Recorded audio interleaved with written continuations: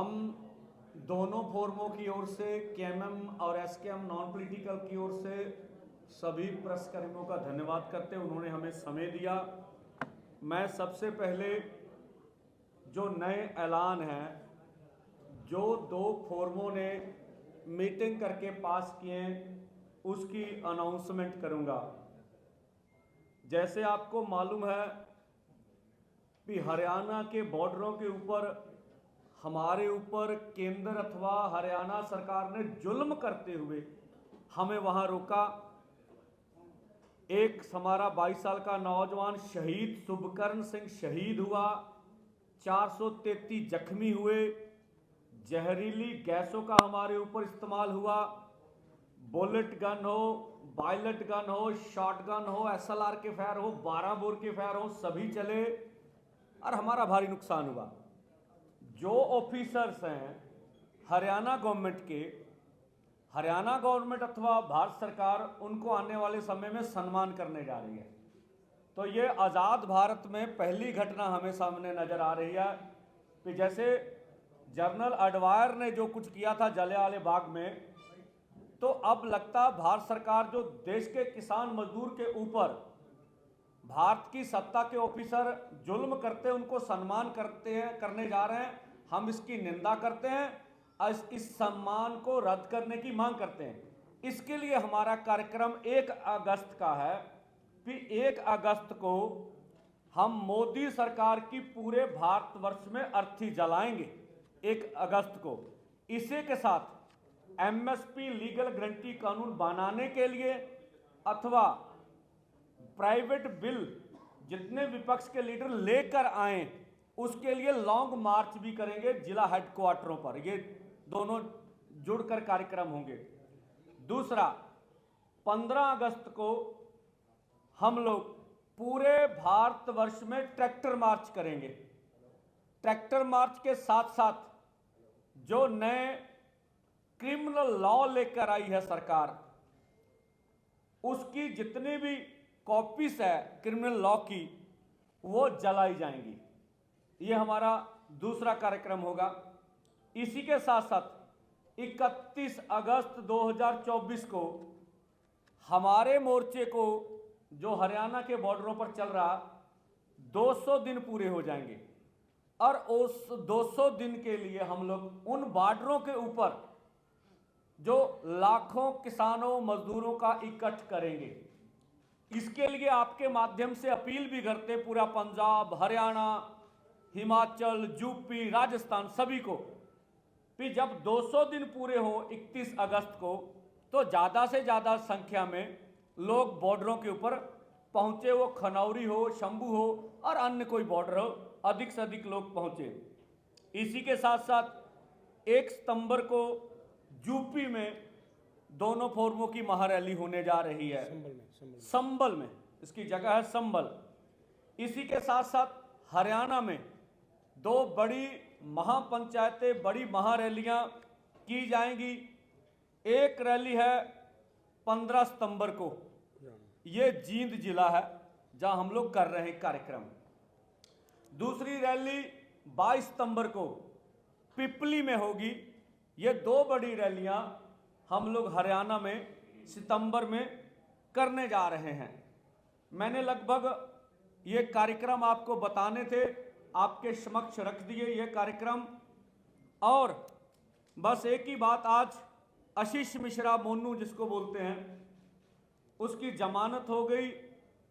जो किसानों का कातिल था, जिन्होंने किसानों के ऊपर गाड़ियां चढ़ा के उनको कत्ल किया था, इस फैसले की हम निंदा करते हैं। इस तरह के लोगों को जमानत नहीं मिलनी चाहिए और इस तरह के लोग जेल के बीच जाने चाहिए। इसके इंसाफ के लिए लड़ाई हम जारी रखेंगे। आगे का कार्यक्रम डलेवाल जी बताएंगे। सभी सत्कारयोग पत्रकार भाइयों, आज की प्रेस कॉन्फ्रेंस का जो मेन वजह, आज यहाँ पे हम क्यों इकट्ठे हुए, कॉन्स्टिट्यूशन क्लब में ये प्रोग्राम जो हुआ वो क्या था, वो मेनली वो बात आपके माध्यम से पूरे देश के लोगों के पास जानी चाहिए, सरकार के पास जानी चाहिए। वो मेन वजह ये थी कि हम लोग लंबे समय से जो किसान हैं, ये हमारी डिमांड है कि एमएसपी की गारंटी का कानून दिया जाए। लेकिन सरकार और सरकार का अपने ही कुछ एक्सपर्ट इस बात को इस तरीके से लोगों के सामने पेश कर रहे हैं कि अगर एमएसपी की गारंटी का कानून आ गया तो हमारे देश की अर्थव्यवस्था के ऊपर बहुत बड़ा बोझ पड़ेगा। लगभग 17.5 लाख करोड़ रुपया एक्स्ट्रा चाहिए उसके लिए। इसको एक्सपोज करने के लिए हमारे साथ आज यहाँ पे 3 एक्सपर्ट आए थे, अर्थशास्त्री आए थे, जिनमें प्रकाश कामारेड्डी जी कर्नाटका से, देवेंद्र शर्मा जी पंजाब से और सोमपाल शास्त्री जी, जिन्होंने इस सरकारों के अंदर रहकर बहुत कुछ देखा, बहुत कुछ जाना। ये तीनों एक्सपर्टों ने यहाँ पे आज इस बात को क्लियर कर दिया, स्पष्ट कर दिया कि एमएसपी की गारंटी का कानून देने के मामले में जो अफवाहें फैलाई जा रही हैं, खजाने के ऊपर बोझ पड़ेगा, अर्थव्यवस्था के ऊपर बोझ पड़ेगा, ये बिल्कुल झूठ है। कोई किसी तरह का बोझ नहीं पड़ने वाला। इसके बजाय बोझ के सगों अर्थव्यवस्था और तेज होगी और बढ़िया हालात बनेंगे देश के अंदर, देश की इनकम बढ़ेगी। ये बात उन्होंने आज सिद्ध की है और ये बात बहुत ज़रूरी थी आपके पास ये बात लेकर जाना। दूसरी बात, जैसे पंधेर साहब ने एक बात कही है, हमारा शंभू और खनौरी बॉर्डर के ऊपर किसानों के ऊपर गोलियां चलाई गई, एक किसान शहीद कर दिया गया, 5 की आई साइट चली गई और 433 गंभीर रूप से जख्मी हुए।